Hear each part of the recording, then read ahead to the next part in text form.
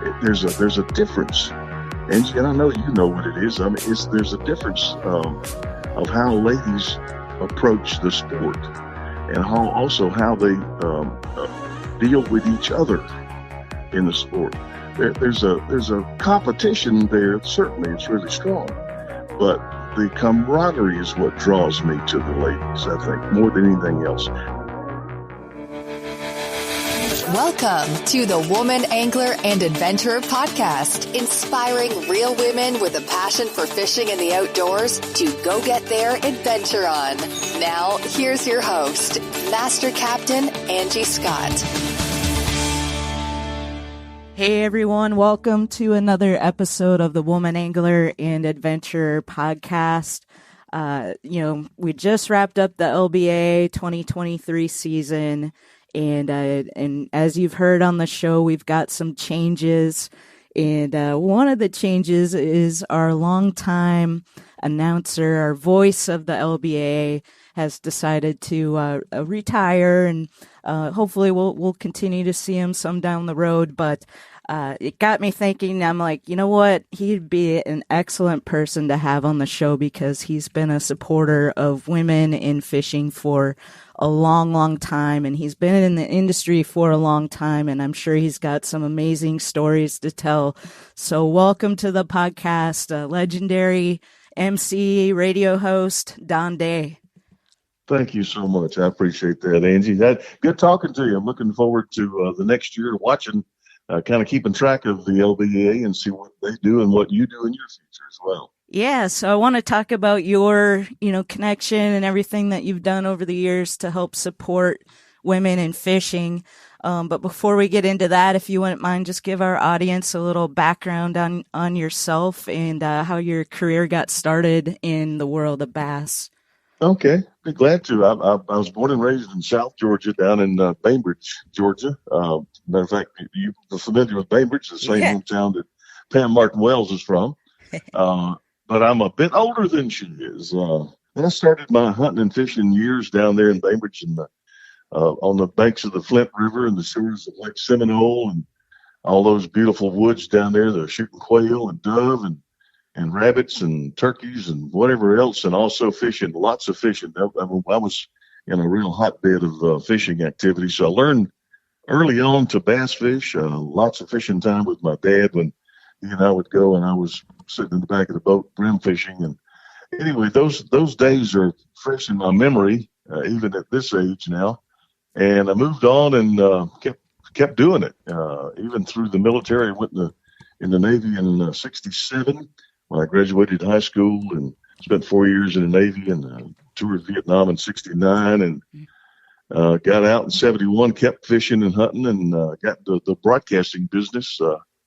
And so I've stayed in broadcasting pretty much all my life. That's all I've done for the most part, TV and radio, and had a chance to work with B.A.S.S. In 1980, I met Ray Scott, the founder of B.A.S.S. We became friends, and I worked for him actually for a while, years and years ago. And I left the radio business, but I came back. Anyway, my relationship with B.A.S.S. started back then, and Ray and I stayed in touch over the years. And he would call me every once in a while, just shoot the breeze. We'd talk for an hour or two. And one day he called me, he says, hey, this was 2004 now, 2004. He said, hey, Don Day, this is Ray Scott. It's like early Saturday morning, 6 o'clock in the morning. Hey, Don Day, this is Ray Scott. I'm going to Iraq. You want to go? And I said, sure, let's go. Well, he put together a trip to Iraq in Thanksgiving 2004.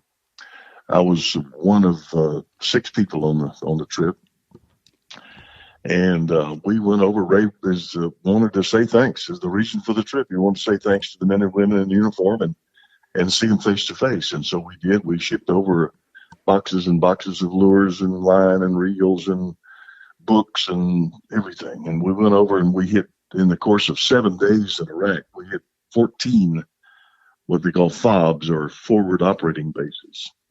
And we would do a show, and Ray would tell stories, and we'd give away stuff and have fun, and we'd laugh, and then we'd spend some quality time one-on-one, and there was lots of tears and lots of handshakes, and it was the most probably one of the most emotional times in my life to spend time with the troops over there. It just and you know, all the years I knew Ray, I never had seen him cry until we finished that tour, and I saw him shedding tears just thinking about what we had done. But pretty amazing. Anyway, I tried to make that story as short as possible. There's so much involved in it. Oh, I'm sure that's a pretty incredible experience, though, and really amazing. Yeah. And you know, just kind of thinking about back on your career experiences like that, you've probably had so many other experiences that, you know, that's one of the things being in the outdoors industry that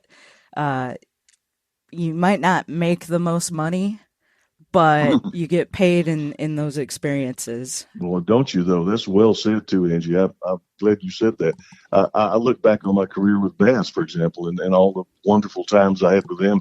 We first started the pre-show stuff at the Classics back in the 80s, and I was tapped to do that, and I would wear a tuxedo, and they would bring me down out of the ceiling with a tuxedo on, or zip me in on the zip line, or come in on a spaceship or whatever. We did those things over and over again. And then luckily in 14 years ago, I guess it was, B.A.S.S had a women's tour, the WBT, the Women's B.A.S.S Tour. And I was called about doing the MC on that final, as it turned out to be the final year. So that's when I met Cheryl and Secret and many other anglers. I MC'd that last year of the WBT, and then they folded. And I was talking to Cheryl, I think, later, Cheryl or Secret, one of them, I said, do y'all need an MC? Because they've been talking about putting together the LBAA. And I said, do you need an MC? And they said, yeah, but we can hardly afford you. And I said, don't worry about that. I just want to be involved. And so I did. And then the career with the LBAA started.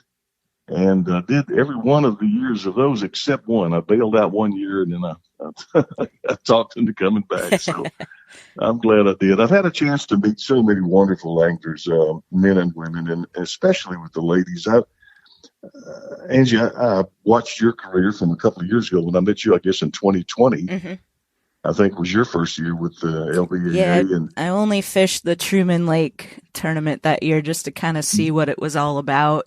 So that was quite an interesting tournament, weather-wise. Yeah, well, I know it was tough weather-wise, and you had a struggle trying to find some fish as well. And but it happens, happens to the best. So we just saw, you mentioned the wrap-up of this year's LBAA championship when on the final day, the GOAT, greatest of all time, didn't weigh a fish. Pam Martin Wells. That's how it goes. I mean, we all know that even the best can have really bad days. And I've watched your career grow, and I've watched you change your boat, and I've watched how closely you and Dana work, and how she is so involved in the life that y'all lead and involved in your career. And it's just I watched all of the inner workings and the minutia, I guess, and if I could use that word, about the industry, not just going out there and catching fish, but the backstories. I love to hear about, how many dogs you got and all the little things that create an angler. Yeah, well, that's one of the things that makes, watching you on stage, talking to all the ladies, I think so special, because you take the time to talk to us off the stage and, just check in what's going on, and get updates and things like that. And that really means a lot to all of us. And we're sure going to miss that. Hopefully whoever is taking over in 2024 kind of maybe has a little bit of the same mentality. We'll see. Would you like fishing and hunting information and tips from experienced outdoors women? Want to learn more about outdoor gear that works for you? Want inspiration and try to find something new in the outdoors? Then subscribe to Adventurous, the only women's hunting and fishing magazine. Adventurous is a high-quality print magazine you'll be sure to love, and it makes a great gift for other outdoors women and youth. Subscribe at adventurousmagazine.com. But I want to go back to those early days, even the final year of the WBT, because I'm newer to all this, just having my first experience the end of 2020, and learning. I didn't even know you were the voice behind the Bassmaster Classic until the next time I went, and I was like, hey, I know that voice. So, but I want to go back to those early days because I love hearing about the history of women in bass fishing, and I've interviewed a few ladies that fish back in the day over the years, and it always is just so awe-inspiring to me to hear their stories, because a lot of this was before all the fancy electronics, and they're using paper maps to navigate and learn the lakes and things like that, and it just blows my mind. Yeah. Do you have any like special stories that kind of stand out from those earlier years, or any anglers that maybe aren't around anymore? Yeah, I follow careers like Hank Parker and people like that on the male side, but on the ladies, Jimmy Houston's wife was an early pioneer. Roland Martin's wife was an early pioneer. We had some great anglers from the South, lady anglers that came along. Burma Thomas, I don't know if you ever heard the name or not. She's passed away now. She was from Alabama. Burma lived up around Birmingham area, I think, and she was one of the early lady pioneers. And Burma and I got to be buddies, and every time I was on the radio, did a morning show in Montgomery, and every time she would get anywhere near, she would call me, and I'd put her on the air. I put her on the air quite a few times. We'd talk fishing and talk just everything. But as I look back on ladies like that had such an impact on the careers of anglers like yourself now, and it rolls, I don't know, like a snowball heading downhill or something. It just gathers, it gathers steam and it gathers life. And people that come before, like Pam Martin Wells now she's getting toward the end of her career.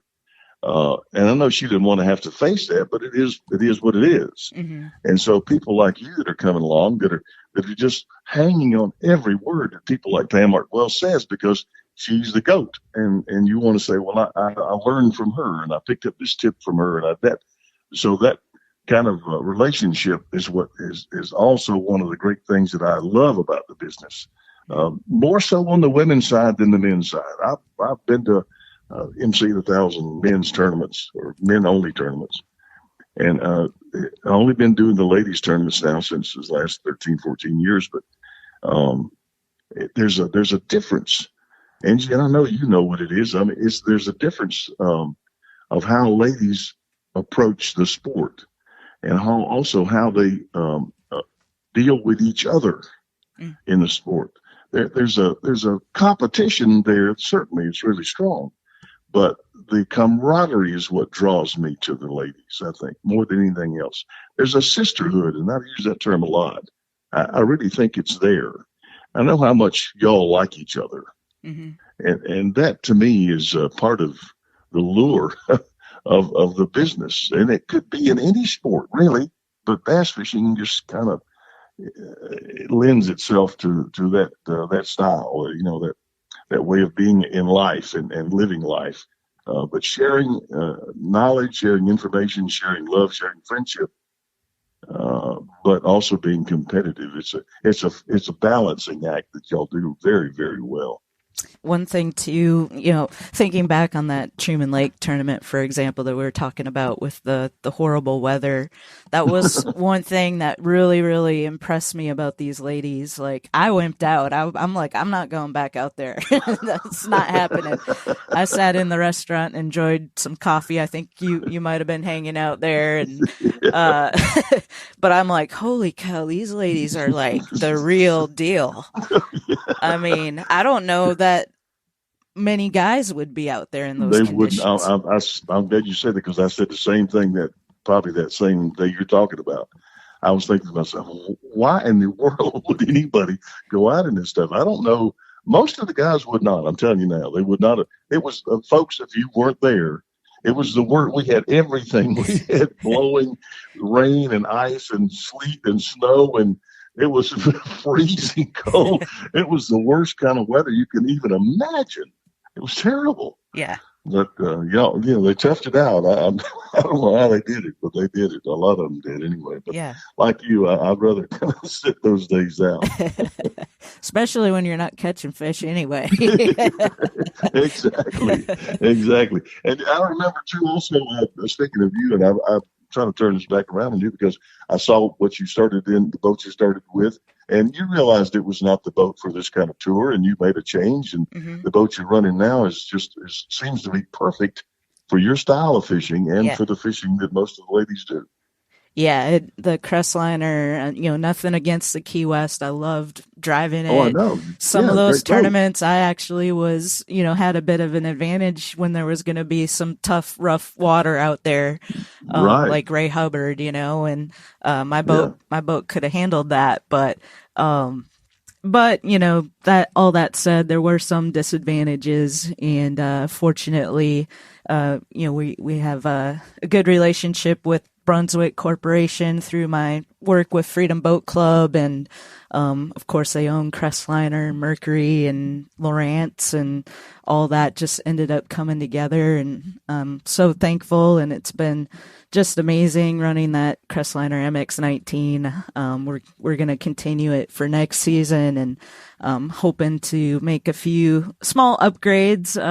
One thing I did miss on the Key West is I had the Garmin Live Scope, and so Oh, yeah. we're hoping to add the Lowrance Active Target for next season. So hopefully that will work out, and just a couple other minor tweaks, but I think having the right tool for the job, I had a better season this year, so I think those kind of go hand in hand. Yeah. So super, super excited to be running that again in the 2024 season. Well, I'm going to be keeping track, by the way. I'm going to keep up with you. I've got you guys on my radar, so I'm going to be Yeah. checking in occasionally and seeing how you all are doing. And if I have an opportunity to get drop by one of your tournaments, I'm going to drop by and just see if I can work my way back up on stage again just for the old time's sake. Oh, we'd love it. That would be so exciting. Well, yeah, I had Terry Sindrick on last week's episode, and one thing that she really talked about was what you said about the sisterhood and the camaraderie, and she's kind of on the fence about coming back next year just for the simple fact of cost and time, and it's hard when all your vacation time is used towards fishing, and then your family doesn't get to enjoy the same time. And so I have a feeling she's going to come back. I don't think she can stay away, but we'll see. She has been a joy to work with on stage. I've often said every time I stick a microphone in her face, I never know what I'm going to get from her. That is true. She's quite an angler. She's really proven herself being a good stick out there on the water, and she's a lot of people don't know how tender-hearted she is. Oh, yeah. And I mean, we could go into stories about that, but I won't. But I know how much of a heart she has. She's an amazing lady on and off the water as well. Absolutely. Going back to Truman again, I had her day one where the conditions weren't as bad. But she's a big reason why even though I had a horrible experience day two, she's a big reason why I came back the next year. So, hats off to Terry. But one of the things she talked about, and I just want to touch on this with you a little bit before we wrap up here, but one of the things she talked about is, the LBAA Women's Pro Bass Tour. Yeah, that's the tagline, but you don't have to be a professional angler to join us. I mean, good point. Good point. It's always been that way since it's a pro-am, basically, right? I mean, you've got a bunch of ladies that decide, I've never done that. Let me give it a try. Mm-hmm. And they go in and get in the back of the boat with people like you or Terry, whoever. And the learning experience starts immediately. Mm-hmm. Not only how to fish, but how to handle a boat and what to do. It's just amazing. I hear so many stories over the years. I've heard them all from co-anglers saying, man, this is the greatest thing since sliced bread. I love this. Yeah, and you've even got ladies that are co-anglers that could very well be boaters. Oh, yeah, absolutely. Oh, yeah. Evil Hawk and people like that are that are so good from the back of the boat? Yeah, consistently good. A lot of Texas anglers are that way too. They've honed their skills on the Texas waters out there, and anyway, they're all good. So amazing. Yeah, so anyone listening to this podcast, that if you've ever even wanted to know what it's like, you want to give it a try, just one tournament. I know Travis, who's going to be kind of leading things for us going forward, has said he'll even pay an entry fee for somebody out of his own pocket just to get him out there to try it one time. Really? Yeah. How about that? Yeah. Well, I'm impressed with the new people, Angie. I know you are as well. I really think they're going to take some good positive directions for the group, and try their level best. They are determined to grow the trail and grow the sport. So good on them. Yep. Well, we're excited to see what the future is going to bring for sure. I hope it grows. It deserves to. All the blood, sweat, and tears that Cheryl and Secret have put into it over the past 13 years deserves to see something flourish. Absolutely. And by the way, I would be remiss if I didn't say congratulations. I've done it on stage, but I want to do it on your podcast. I want to congratulate you on this marvelous vehicle that you've chosen to drive here, this podcast about servicing the outdoors and shining a spotlight on people, mostly ladies, who are involved in the outdoors. Thank you for letting this old guy here get in on the act. I appreciate the opportunity to get on with you. This podcast. Well, thank you so much, and it's an absolute honor to have you on the show and showcase your illustrious career in the industry and with the ladies. And what's the future hold for Don Day? You know, I've often said my job every day is to stay out of everybody else's way, and so I'm trying to do that. I'm a wannabe woodworker. I really, really, really am bad at it. But I like to get in my shop and fiddle with wood. I've made a few things that I don't know that I want to show to anybody else, but I keep trying because I just enjoy it with my hands on wood. I've got a little patch of land here behind me. I like watching the deer and the turkeys out behind the house here. And I ride my motorcycle a lot. I ride with the Patriot Guard, going to the funerals of fallen military personnel and first responders, and that means a lot to me. It's really personal for me to do that. And as a matter of fact, I just finished one yesterday. Just did one for a 90-year-old vet, World War II vet. And anyway, so it's been good life, and I'm going to continue living it as hard as I can. Awesome. Sounds great. Well, we will continue to stay in touch. Sincerely hope we get to see you again at one of the future tournaments. And just thanks again for taking some time to be on the show. Really appreciate it. My pleasure. Thanks a lot. Good luck to you. Thank you.